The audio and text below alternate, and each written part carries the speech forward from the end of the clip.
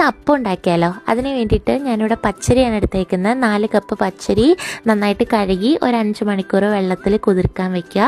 നന്നായിട്ട് അരി കുതിർന്നതിന് ശേഷം വെള്ളം മാറ്റി വെച്ചിട്ട് അരിയിലോട്ട് ഒരു 5 ചുവന്നുള്ളി, ഒരല്ലി വെളുത്തുള്ളി, തലേദിവസത്തെ ഒരു 1.5 കപ്പ് ചോറും ഒരു 1.5 കപ്പ് തേങ്ങയും കൂടി ചേർത്ത് നന്നായിട്ട് മിക്സ് ചെയ്ത് നന്നായിട്ടത് അരച്ചെടുക്കുക. അരയ്ക്കാൻ ഉപയോഗിക്കുന്ന വെള്ളം നമ്മൾ ആദ്യം മാറ്റി വെച്ച് കുതിർക്കാൻ വെച്ചിരുന്ന വെള്ളമാണ് കേട്ടോ.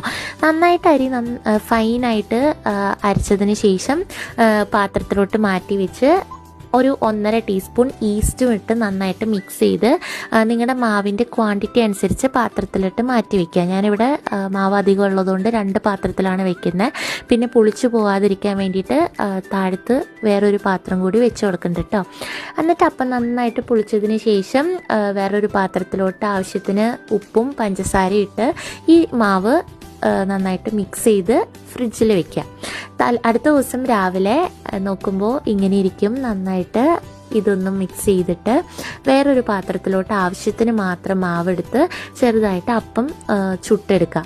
അപ്പച്ചട്ടി ഉണ്ടെങ്കിൽ ഇങ്ങനെ ദോശ പോലെ ആക്കണ്ടാട്ടോ. എൻ്റെ കയ്യിൽ അതില്ലാത്തത് കൊണ്ടാണ് ഞാൻ പാനിൽ ഇങ്ങനെ ദോശ പോലെ ചുട്ടെടുക്കുന്നത്. അപ്പോൾ അപ്പം നന്നായിട്ട് മൂടി വെച്ച് ഇതേപോലെ മറച്ചിട്ട് വേവിച്ചെടുക്കുക. അത്രേ ഉള്ളൂ, അപ്പം റെഡി.